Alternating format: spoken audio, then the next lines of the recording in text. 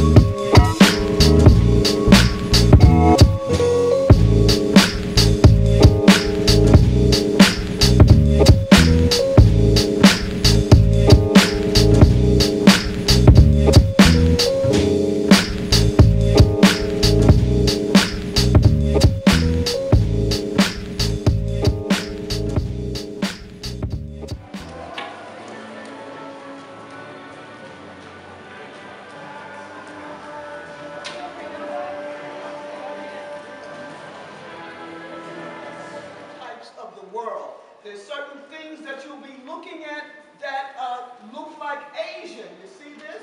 Balumba, the eyes and the white face looks just like Asia. But we know the Sun, the Twa, moved up and became the Anu, the same people, the people that peopled China and Japan, those areas. But in us, that who would ever give to black people, a whole race of people, give to one race give to another, their children to suckle. Other children were given to us during the enslavement because we were so wealthy and so human until we suckled the world. Same thing, you look in some traditional styles in Africa and you'll see the European prototype in many types and forms. It looks like European, but if you think about the aquiline nose, the aquiline nose is in traditional Africa because you have cold climates. Mount Kilimanjaro at the top has snow-capped mountains, and therefore you have the aquiline nose there because you don't want the air to go too quickly to the brain, so you need a shaft to kind of like make it palatable for you. And then we also have, I was saying though that with the Asian one, the reason we know this is not Asian, it's African, just look at the scarification on the forehead. If you don't have melanin in your skin, you're not going to dig that deep in your forehead to create a pattern, a symbol, and a sign, and an identity, something that's there. So therefore, you need to study. In this exhibition, you'll see fantastic works, but in some cases, no explanation as to what it is. And then, of course, we're familiar with abstract art, but also naturalistic, that this was not the only one, but in Benin, you had 14th to 18th century. We're familiar with Idea. So it's not just a work of art, but it's within a context of a divine kingship that Leonard will be explaining to you later. One, down to the Luba Empire, Cuba Empire, Asante Empire, Congo Empire. So the thing is, an empire, you're talking about organized people in a well-developed structure.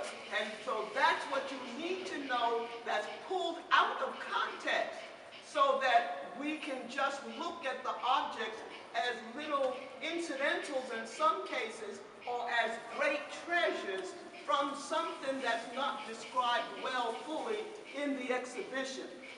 Then we're going to begin to look at the induct statues right here. In the statue will show you Shamba Bolongo, ruler of the, it tells you that you could go in, get the object, and put it in this exhibition and put it where it belongs. But most of the people viewing don't even know the details of the objects in order to do such a thing.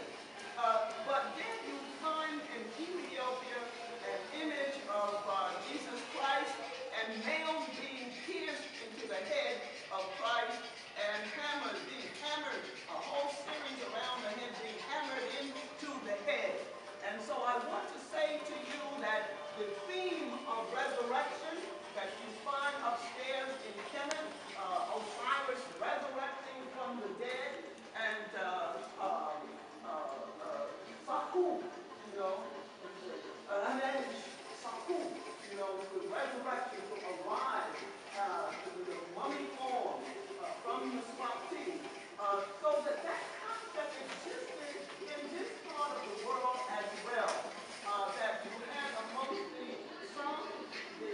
Zulu people, the Meru, and the Akamba. Those people at the time was up there in the Snufo territory. We saw fire eaters eating fire, and then after a while, he rolled his tongue up and about a yard beam of fire came from his mouth. I've actually seen human beings in the fire. And so we're talking about a different kind of a body that existed. There was a man in Ivory Coast that took a fat nail, took it and hammered it into his face. And then he pulled it out. No blood. And got Christian down. Remember the fight in the Sam? Not saying the yes, right. There was a fight here, and then eventually he became a Christian. And so the spirit left him. And so the temperate spirit came in that was a higher spirit than the one that allowed him to go.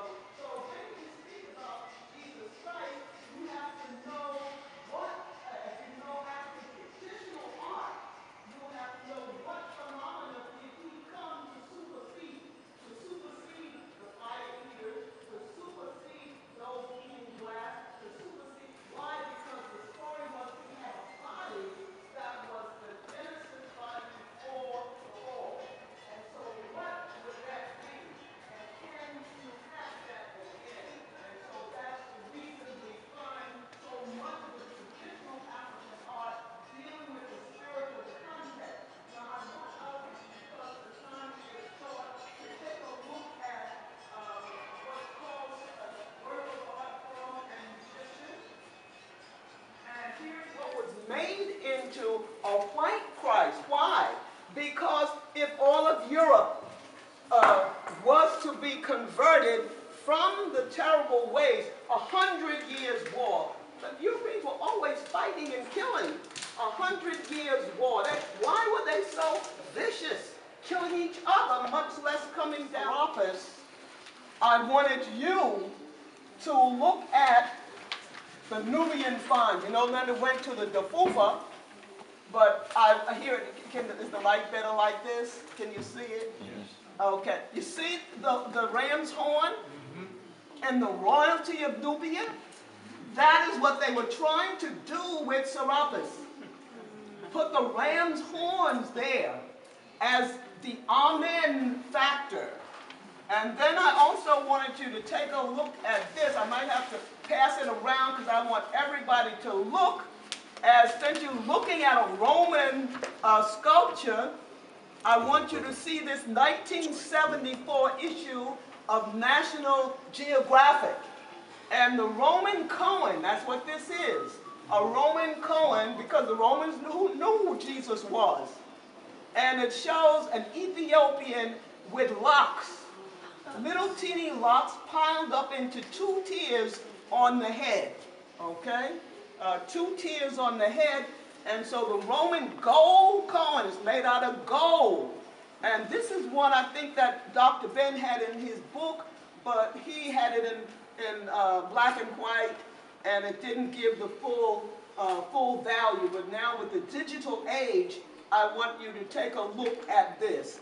And so that, what are we looking at with the modern art sculpture here? People using the Bible in positive but negative ways. They don't even read and understand. They don't understand the blocks in the Bible. And so this is South Africa contemporary artist. And I don't know this artist fully well, but hopefully he's talking about, you can see black are the guards. And they're guarding people coming out of this factory. And so it's, you don't know if it's regimentation to get rid of the old traditional culture and not understanding the Africanisms in the Koran and the biblical things. But anyway, it's a statement about the fact that we are such a strong religious group of people. But then take a little quick turn and you'll look at this painting. And here's one that what he wanted to do was to unify all of the people. And so they said in order to unify, we're going to get rid of your old traditional culture, when the mission should have been to separate the wheat from the chaff and do Leonard did a whole, he went with us to upcountry in the Angurabura, upcountry Ivory Coast, to his camera broke, and so he borrowed mine to film the obelisk in the Ivory Coast. But he was taught at the University of Abidjan, and here he's tracing some of the language glyphs. Me talking about these at the Metropolitan Museum of Art, January and last year. And so that whole disc he's going to try and make available so that I'll be able to show you all of the Congo, heavy Congo information. And then here's the thought of the double. They were telling you about the art of the double.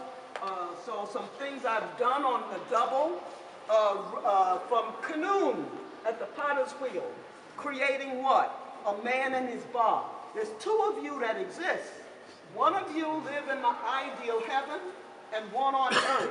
When things start going wrong, you better learn how to talk to yourself, your greater self, and because your greater self has greater information about this body that you have, that is a body that we have messed up totally.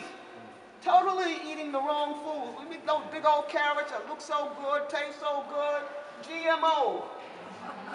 Sucralose in most all of the beverages and the drinks. You know, preservatives. Queen of Four is our lady that teaches you, right? And there are others as well. Mfundishi can teach you about food, and his wife, Ifa Shewa, beautiful young lady that has a divining sense within her. And so here we have the Beiji twins, and so the aspect of, are they just physical twins, or when are they the idea of talking to your own body, your heart, soul?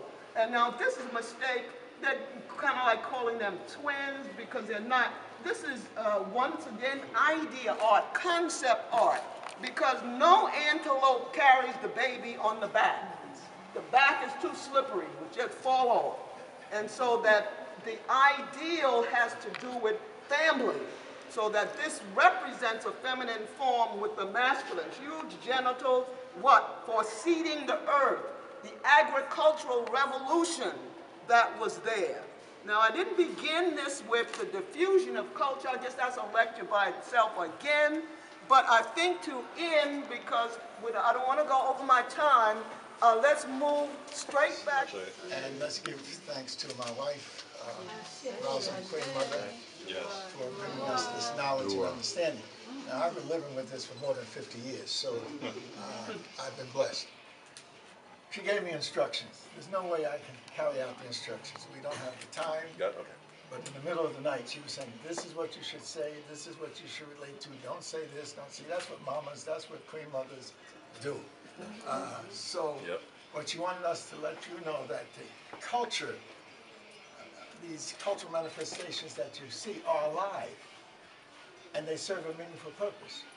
And so when we're talking about gold in the African tradition, it's not the beauty of the gold, it's the significance of the value that it relates to. When you're talking about stools and staffs, they have to deal with deep values. So you can't use Africa and judge it by the standards that we usually have, which are material and which are individual. Africa's cultures are spiritual, and the spirit is communal. And so you have to share. You share space, place. You share blood. You share the past. You share the present. You share the future. So none of this can be fully appreciated, even though my wife tried to do a marvelous job, and I'm sure our sister Rkhty is going to do a job, and Mfundishi has done a job. You all really need some deep studies. This is just surfing. You need to go deep. And so that means some serious work. Well, I don't want to read a book, I want to take. That's not enough. That's surface. You need to go deep and get into this material. Why? Because it's the manifestation of the human spirit in its various forms. So you cannot appreciate this unless you deal with systems.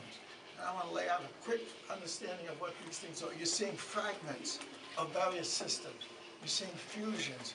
You're seeing, and that's why this exhibit was put together. You just see fragments of our various systems, but you've got to go deep to understand. I'll say use the installment process to understand that. Installment represents political power, but it also represents spiritual power. It also represents deep cultural traditions, passing these traditions on. It's my approach, because when you want to deal with the beginning of humankind millions of years ago to the development of its level at its highest level 10,000, 5,000 years ago to projecting its future, you have to have a systems analysis. Every system is interrelated. Systems have three major components. One is your creative productive capability. That's your economics.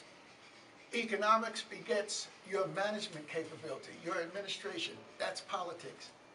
Politics, economics and politics are the foundation of everything. Your creative productive capability and your management capability. So when you put that framework together, you can begin to understand these fragments and these various relationships to various systems. The key is culture. Culture is not wearing the dress or manifesting the symbols. Culture are the deep values. And the most important value is the relationship between the human presence and the eternal, the human spiritual and the divine. And so you've got to get into this deep understanding of these things. The goal is not for the brightness of it, but how it has been worked into values. Culture are the deep values. Culture, you can have survival culture, which most of us are at, but our people move from survival culture through time into developmental culture. And so that's where we have to go with the African Renaissance now. We have to move past this level of survival and transfer into a transformative process into developmental culture, where you are related to the divine, and not just to your brothers and sisters or to your mothers and fathers, but the concept of mother that produces life, the concept of father that complements the life, the concept of having a transmissional process of producing spirit. So this is just a superficial understanding of the deep things that we have to go into, which Rosalind said the stools represent that. Because when we have the installment process, I'm very proud to have been installed in the African tradition, because the people read our spirit. And they just didn't want us involved in the spiritual process of installment, being made a part of their political process and being made a part of their cultural process, and also economically. Most of us have been installed because they know the value of the African out of Africa and what he can do for Africa. So there's an economic question of linking up with us. There's a political question, because we now have moved into past the fragments of our culture, whether it's in the Nile Valley or it's in the forest of the Congo. Our role now is a global role. We have to have a global consciousness. We have to see ourselves as leading the Renaissance for the future. You can't let people whose minds have been retarded because of various reasons plan the future. We have to come together to plan what is going to be the future for the human family. Europeans have ossified pineal and the rest of it. They really can't, material. The fact that you could have a trump, calcified pineal glands, a trump reaching for the most significant political power, and he's within a hair breadth of obtaining it, you understand that the European can't lead us into the future. But in order for us to be able to have the capability of leading ourselves, you got to go in the sunk of our process, go back and fetch it. And so when the Africans are instilling us, they're instilling us in their deep political understanding of the transfer of power and empowering people to be a part of the political process. So within the Ashanti, which is very complex, you have the installment. So this is a gold image of Rkhty II. Rkhty II is significant historically because he helped to restore the Ashanti kingdom. And so, but he himself symbolizes a collective leadership. He just does not symbolize himself politically. In fact, he has to lose his individuality to become the king. And he has to take on, he has to be a vessel to receive the ancestral past and to deal with the meaningful current future and to project a greater future. So installment is not just having a ritual where they attach you to the stool 3 times. It's getting you involved in their spiritual transmission of values and power and responsibility. And I'm telling you, I feel it. They read us spiritually and they connect with us. And so I'm here not because I survived the biggest attack in the history of the world on a professor because he was dealing with the truth. I'm here because of spirit. When you see, these rings, Yes. This is the chief priestess of Ashanti. She represents economics, politics, and culture in Ashanti. The king represents economics, politics, and culture in Ashanti. The senior linguist, Bafo Oseokuto, represents economics, politics, and culture. You have to see these great relationships and manifesting themselves. Each of them represent a spiritual line, a political line, a cultural line. And we connected with all of them. This chief priestess who gave me these 7 rings of protection, that was the week that the biggest attack on me came. I was in Ghana, where I needed to be, not in New York, where I could have been beat down. And so I said, I got 10 more days in Ghana. I'm not coming home. I'm hooked up with the spirit. Rosalind formed a spiritual circle. She said, we're not going to go back. We're not going to kneel down. We're going to go forth. And then we went to the great priestess. This is the priestess who protects the golden stool. This is the priestess that protects the king. This is the priestess that takes care of the queen mother. And she connected with us and gave us protection. This was 92, but she connected with us in 70 when they had the big installment, which was a double process. An installment into eternity was for the king that passed. This was Rkhty II. And at the same time, he was being installed into eternity, an installment for the new king, Opokowa II. And so here you have these deep value transformations taking place. And so that's what we're going to say. You're seeing the superficial, you're seeing fragments, but you have to begin to see systems. I'm going to end it with that. French, German, all of them, all the European languages. Egypt, study of ancient Egypt, they got it in that library. Yes. I lived there when I lived in New York, and it's as Mfundishi said, there's everything that's there that's been recorded, transcribed, translated, everything is in the museum, in the archives. It's one of the largest Egyptological archives in the world. So you're very lucky if they ever open it back up to have that available here for you can take advantage of going there in the future. I don't know. Their rules have changed, probably, and they will, because one of the things once they've realized that we began studying our culture, they shut things down, close them down, and make them less accessible. So my generation is the first generation to actually have access to studying ancient Kemet, to looking at the original primary sources in the text and the archives like these.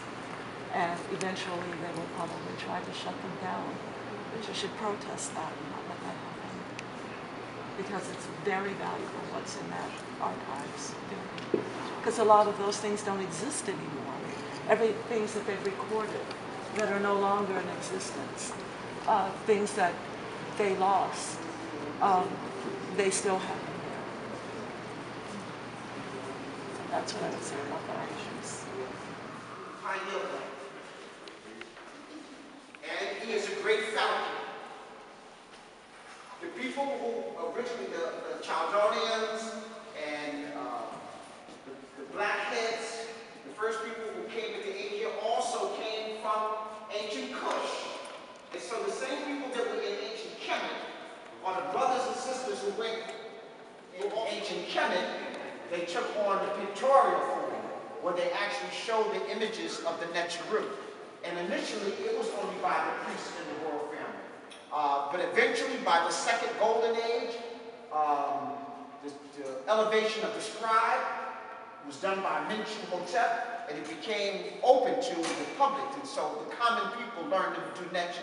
But what I want you to understand, the common people understood the culture. You heard Wood Jefferies talk about the culture. They knew how to survive, they knew how to flourish, and they understood their environment. So I talked about this before, that there was 4 things that you need to understand that we get from ancient Kemet. That's understand the mineral domain. And so even the materials that they use here, this alabaster, you'll see granite, they use materials that they knew would not perish. They use materials that breathe. They use materials that gave life. They use materials that was part of your whole human ecosystem that kept you in balance. And so they understood the mineral domain. They understood that earth was a mineral. They understood that Ra, the sun, was a mineral. They understood that the stars were minerals. And they understood that you were made up of those same minerals.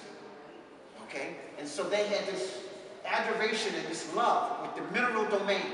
And then they understood the plant domain, the herbology. They understood what plants to eat, what plants not to eat, what plants were medicinal to help you heal, what plants not. So that was all created here. I know some of us are hooked on Chinese medicine. No, we taught them that. We taught them acupressure. All of those things was developed in Africa thousands of years before the first Shang dynasty in China. And the first 2 dynasties in China are the Shang 1 and Shang 2, which were Africans from Kush again, moving in there. So I need you to, to pay attention to this Rkhty Valley. But again, what you're seeing here is the Africans from the interior migrating, moving back and forth, moving to East Africa when the time of the drought, and then eventually moving into Asia and populating all of Southern Asia. But what I wanted you to show, look at the curliness of the beard. If you look even at the beginning, look, these are not Europeans like they got you thinking. And they're not the Arabs that you see today. These are the Africans. These are the same people that you can see in Ethiopia, Somalia, those areas like that. Iran, and those are modern people who just migrated there. The ancient people look like this group right here. They used to call them the Blackheads, not because they wore black hats. This is what you used to look like. Now you wear our suits. The language, that's what you used to speak. Now you speak our language. So this is a trophy case. That's what this is all about. So I need you to see. We're going to talk about building children. This room is just a hodgepodge like the Greek did. It doesn't take on one dynasty. It even has the Greco-Roman side.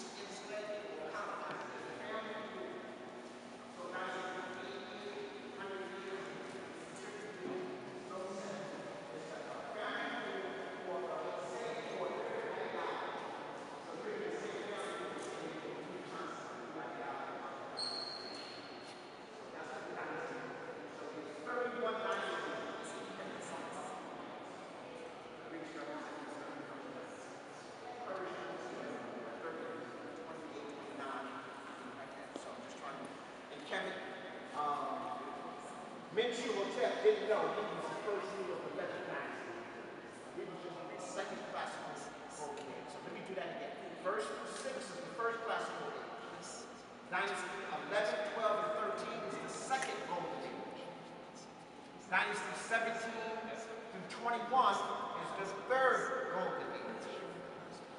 Dynasty 25 is the fourth golden age.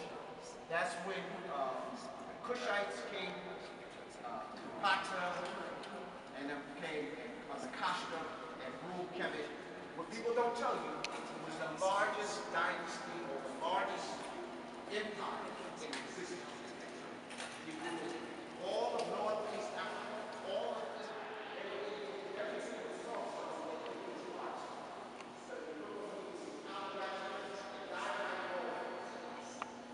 Some of this may not be done by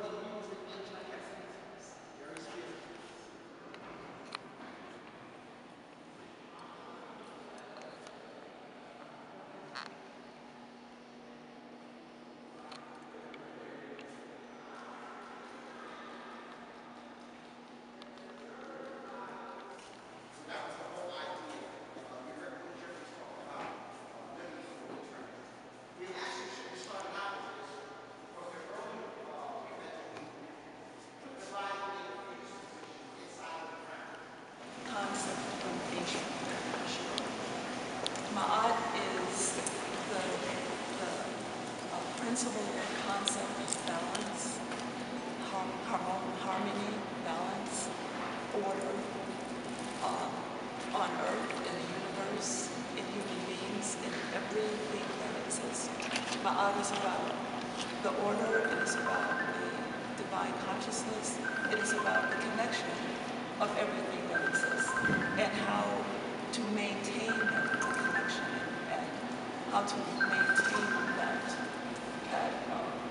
the nature of everything that exists. Ma'at is the essence of everything, and it's the essence of, it was in Kemet, the essence of the social order, the principle upon which the governance was based, upon which education was based. Everything in their lives were based upon maintaining harmony and balance in all, among human beings, in nature, in the universe, in everything. Ma'at is so key and the most important thing. When you think about, when people ask the question, what is spirituality all about in ancient Kemet? Spirituality in Kemet is about Ma'at. It's not necessarily about individual mental, even though all of the mental principles are aspects of the oneness, the wholeness, and everything, since everything is connected and everything exists in everything, including Ma'at. But when we talk about the spirituality, and I think a lot of people really mean, well, how shall I live my life? How shall I treat others? How shall I relate to the universe? That is with Ma'at, because one of the key principles of Ma'at in human life on this planet is getting along with everyone, helping us, helping people, feeding people, giving. As a matter of fact, the saying is, the Ma'atian statement, I call it, is, I did not, I spoke not. I gave a boat to him and her who did not have a boat. I gave food to the hungry. I gave clothing to the naked. I was a father to the orphan. I was a mother to all the children. So I respected my mother. I respected my father. I was respected among the people. This statement is kind of like an Ma'atian statement, and it varies with many more things, is their way of saying, I did what was right for myself, my family, my community, for everyone. As a matter of fact, one of the ways we translate Ma'at is to do the right thing, to speak what is right and honest and truthful, to do that what is right, that is right and just, is what Ma'at is. And so when we think of spirituality, like I said before, that is what is spiritual. How we treat one another, how we treat the planet, how we treat all of existence, the animals, the plants, how we treat all life with respect and honor. Because once you go against that, then what happens is there is imbalance. And that imbalance leads towards disease, destruction, and in order to maintain a happy, healthy, whole, developing creation, we must demand, and that is respecting all life and taking care of all life, loving and taking care of each other and all life. That is Ma'at. That's what Ma'at is all about. Now, Dr. Jefferies did explain earlier downstairs about the so-called judgment scene. Very important for the time in where one's id or one's consciousness is weighed against the other Ma'at. And so they're in the Paradigm Room, which probably everyone here knows what that is, the book of Coming into Life. At one's passage from the cemetery to transcend to the next dimension of life, what happens is one of the places that comes to me in that transition, in that passage, is the place where your id, your consciousness, Dr. Jefferies called it she called it the heart, but it's basically the same thing. The heart is the seat of one's consciousness. And your consciousness is weighing against another Ma'at. Ma'at is symbolized by a feather. And the feather is very light. So if your consciousness balances, imagine that, with a feather, then that means that you are true, pure, right, you maintain the balance in your life. You did good, you brought good into the world, you brought bad into the world. And then you are declared at that time true of voice, that you've been truthful, true of voice. And then after that, your consciousness, your id, transcends to become united with God. Well, first of all, transcends to become united with Usir. And by Usir, symbolically, Usir means rebirth, resurrection, regeneration. And so that is, after that, then the Ba goes on to unite with Ma, to unite with light, to become light, where it can be reborn again. Or the Ba can take any shape that it ever wishes again, according to the text. But that's what Ma'at is in a nutshell. Ma'at is a complicated science, it's complex, but it's simple at the same time.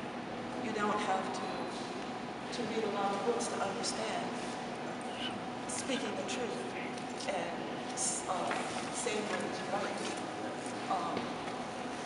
that is really very simple. But yet, for people, it's also a very complex thing because there is not as easy to do necessarily as as it sounds. So it's both simple and complex, and it also is our own science of universal order and how everything can stay and remain in its form. And nature is also based on the workings on Ma'at, bringing about that balance.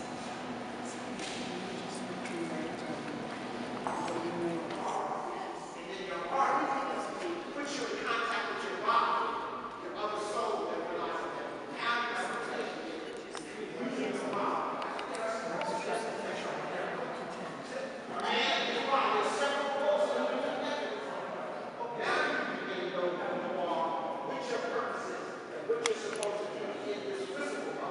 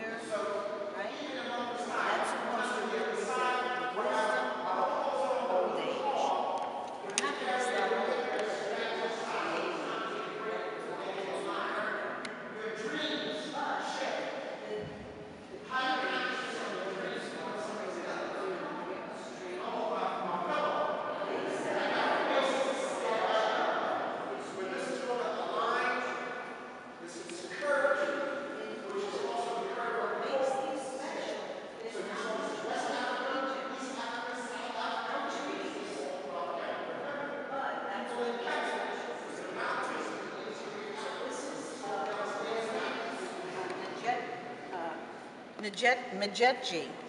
Here he is as a teenager. Here he is a full-grown adult and an older man. And notice the kilt. They wore linen kilt. But here, he's young, short. Here he's older, more modesty. So even the Egyptians, I always make a joke, even the Egyptians believed in age-appropriate dressing.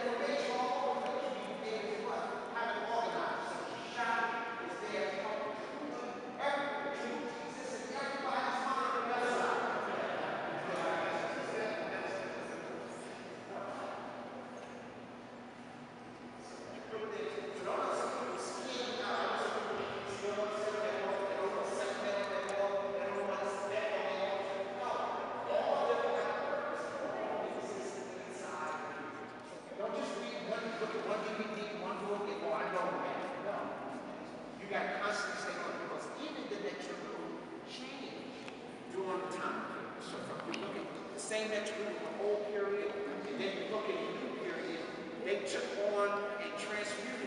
They took on some of the characteristics of other attributes, so they were borrowed. Right, they were evolving. And, right.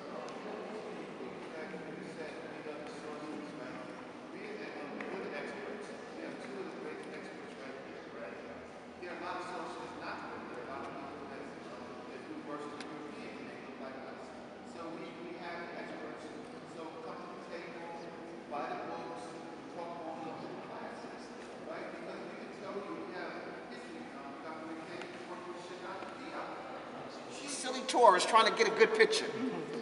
Get too close to their babies. They're very protective of their babies. Even though they're big and kind of fat, they're very agile. Very agile.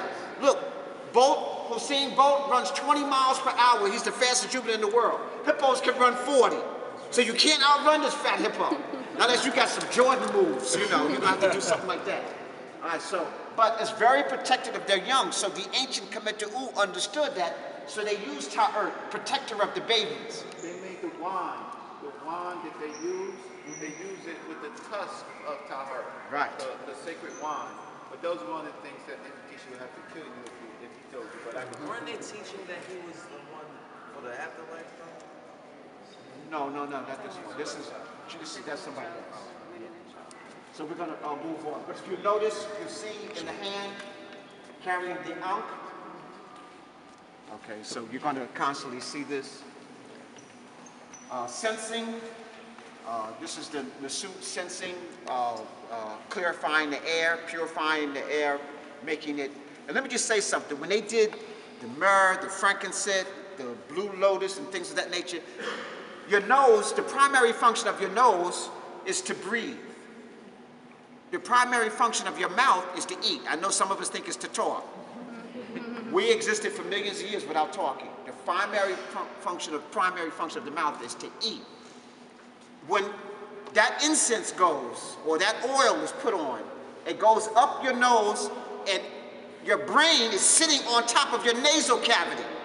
So it activates your brain right away and prepares you to take in new information. So when you walk in the temple, they have to light the incense. You breathe, you take your breath, you make your prayer. That's to alter your state of consciousness so you leave the outside world outside. And now I'm in the temple. I'm prepared to take on new knowledge, new information. I'm prepared to expand through my eye. So when you see, even the Nasut Biti is sensing the area in before the Necharu, before he does his prayers. All right, so don't, you know. I have the oils at my tables too, the frankincense and your myrrh. And you notice even in the holy books, they talk about the wise men came with frankincense, myrrh, things of that nature. This is all ancient chemical. I think sage was Okay, so let's try to spread it out the copy. But on here would be words from the Pert M. Haru in this time period. Later, the Karas text, what they call the coffin text. The coffin text is from a collection of all of these writings that they found on coffins. So there was no literary book in ancient time called the coffin text. The coffin text was created now from the writings that they found in the coffins. And this initially comes from the Mirkut text, which is the pyramid text. So you had the pyramid text. The book of coming forth by day, which they call the book of the dead, is just a combination of the pyramid text, the coffin text, and evolved into the Pert M. Haru. And each generation, the priests added additional ones. But the pyramid text that go back 6,000 years is even talking about hymns and psalms and prayers that go beyond even the formation of ancient Kemet, that the priests preserved. The next one.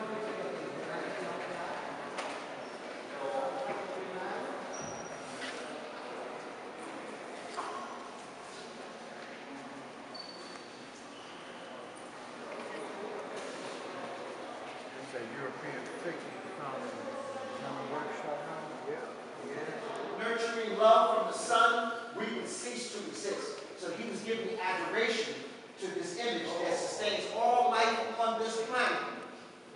But this is the third golden age. So I need you to know, the Aten existed during pre-dynastic Kemet, but it was just one of many. When Akhenaten in the third golden age came to office, he wanted to make the Aten the only symbol. And he wanted to get rid of all other symbolism and only wanted to have the Aten. His mate is Rkhty. So that's why the famous Rkhty, a German, found that bust which he forged, and that's all around the world. There's about 10 different pictures and busts of Rkhty. All the other 9 look African. Only one looked like a European, and that's the one that they put on the cover of Life magazine and went around the world, the most beautiful queen in the world. So now they're saying it's a false. We know that he falsified it, but that's still in everybody's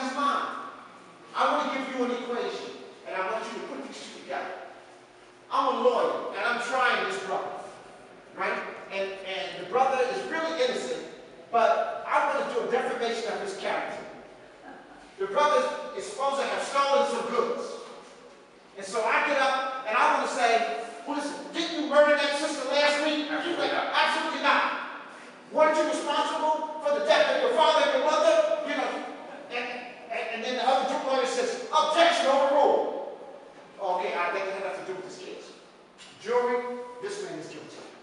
I want you to find him guilty. Now, in your mind, you got what? He just murdered somebody, he killed his mother and father. So even though they say strike it out of the books, you still remember it. It's in your mind.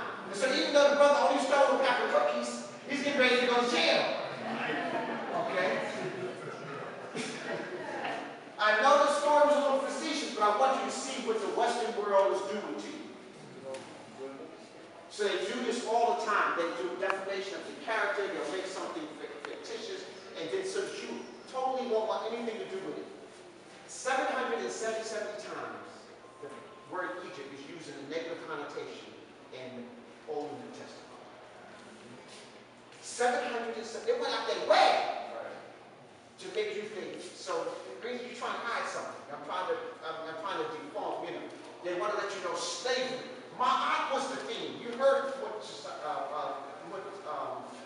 Rkhty. A couple hundred years later, they had to make up a story to substantiate themselves. And so they created that. Actually, Israel, Isis, Ra, and El, the nutshell, was a satellite of ancient Canaan.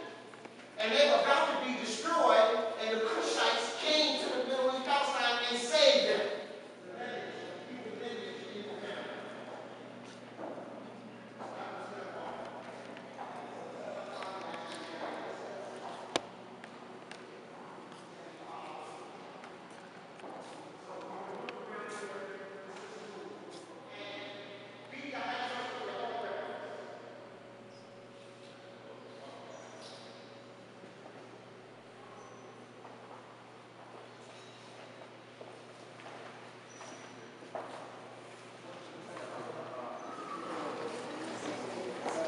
Just give them some. Oh yes, sir. Idea with some of the things.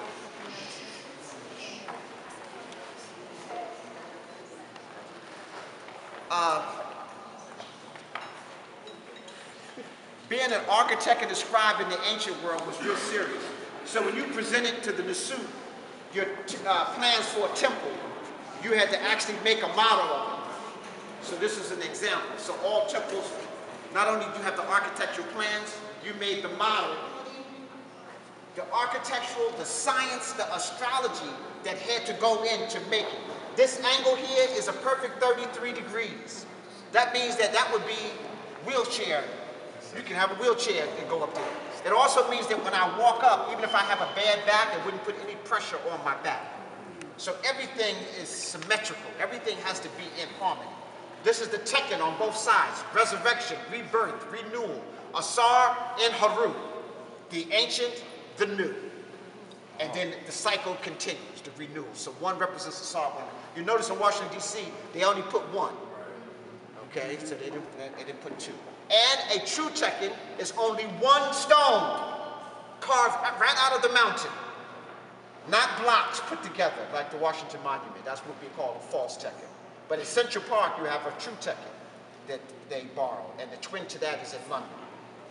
But again, this gate they call a pylon, that's Greek, but that's Haru Ra, or Haru Pert Ra, the house where Ra comes through perfectly. In the morning, Ra needs to come directly through that like the Aket. So if the architecture was off, that would be his last design.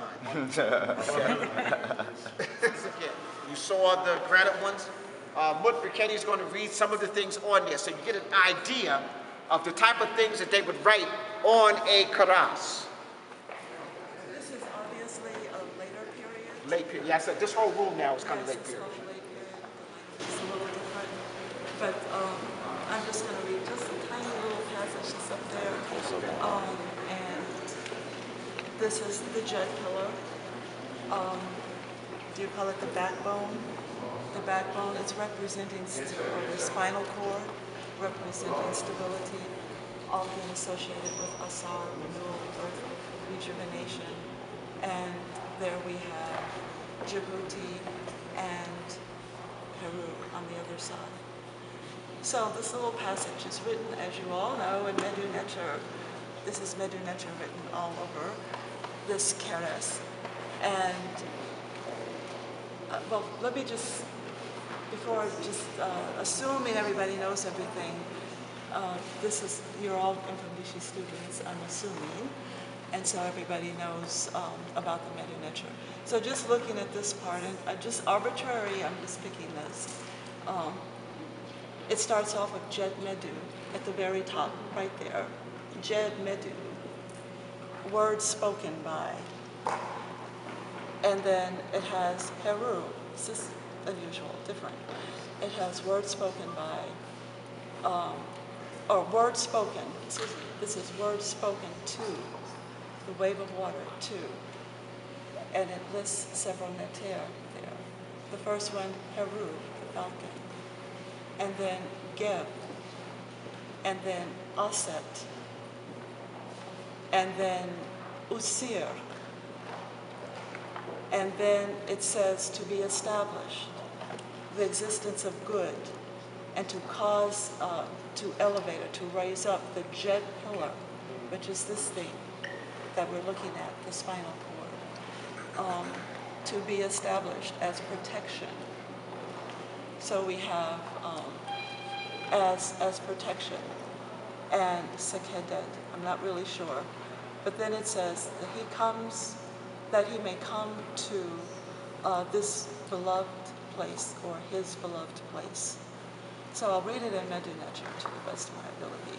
Jed Bedu in Heru Geb Aset Geb Usir Sa'a Min Ea in Wenen Nefer Sa'aha Jed Semenen Chet, which is the protection, Sekedet Uf Gu Per Mer. This is about the raising of the Jed pillar or the spinal cord for stability. That is what this is part of a ceremony. The rest of it is all part of the ceremony for the raising, because it says Sa'aha Jed, for the raising up of the Jed pillar, the spinal cord, the backbone for stability, which is a very ancient ceremony, by the way, the raising of the Jed pillar, celebrated for the resurrection of Seer, but also just on a human level, to raise up one's own spine and backbone and Jed. So it's not just the raising of the Jed for Seer, but also for the individual, which the person, whoever was placed in this keres. And a lot of times the deceased person looks at himself as Usir. Always, yeah. Always. As a matter of fact. So when it says raising of Usir, that's the deceased person. Exactly, because once one unites with Usir and one's transition to the next dimension of life, then Usir is added to your name, whether male or female. Then you become Usir Washington Dunbar Burney, Usir Muhammad Ali, Usir, and the Usir is attached to your name. That indicates that you are the resurrected one. You have been renewed and reborn. It's the same as people say Asar. There's various. Can you, while we're right here, talk about the different spatial connotations, dialogue, like Usir, Wisir, Asar? Yes. That all of them are right necessarily, but different time periods. Just different dialects. So just like a voice, like you said earlier, like of the time. Usir, Asar, Usir, Asar, that's the only two I know. But there are other pronunciations of the Neter principle of renewal, rebirth, resurrection. And all the pronunciations are fine. They're just different dialectical pronunciations. Don't forget, there were no vowels. So, Okay, we're going to move back. that's enough. Thank you. Yes. If you look behind the Question. How would you read it? Left to right? I was reading Shhutyms is a worker in the afterlife. Now inside of his hand, I want you to pay attention to the two symbols. Now again, like I said, some of the common people didn't read these scriptures in the old period, but in the more modern period they did. But everybody knew what that was because they understood the number one profession in ancient Kemet was what? Farming. Farming was the number one profession. Okay? In his hand is two clouds. What did that cloud represent? Cultivation and love. Love was defined through cultivation. And so this worker in the afterlife of the deceased person, who's Wasar now, he is showing that I'm going to cultivate your existence for eternity as working through mirth. So he holds a symbol of love, of cultivation in his hands. And in ancient Kemet, and this was actually brought from ancient Kush into ancient Kemet, because all the Kushite ones always have the two birds. Some of the ancient Kemet ones doesn't have the two. But again, showing you again, coming from the south, everything is always coming from up south, down into Kemet.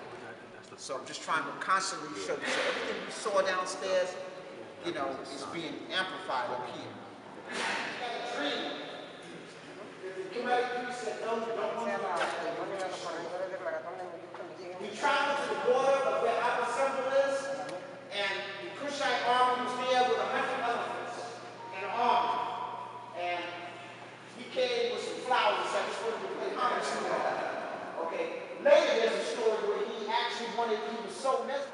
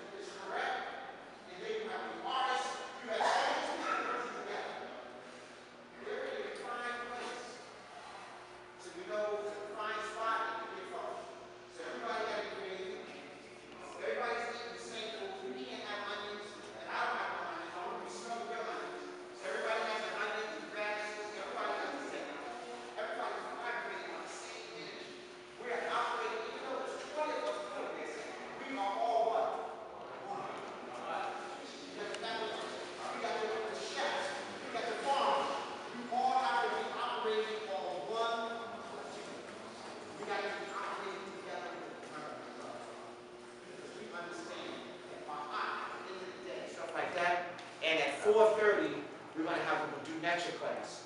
So if y'all want to see what some of the students have been learning and some of the stuff at 4:30, we're going to have a do lecture class right in the back of our tent. Use it in your life. Don't just clap and say, oh, that was great. Use this in your life. Because we are the people we've been waiting for. Do our.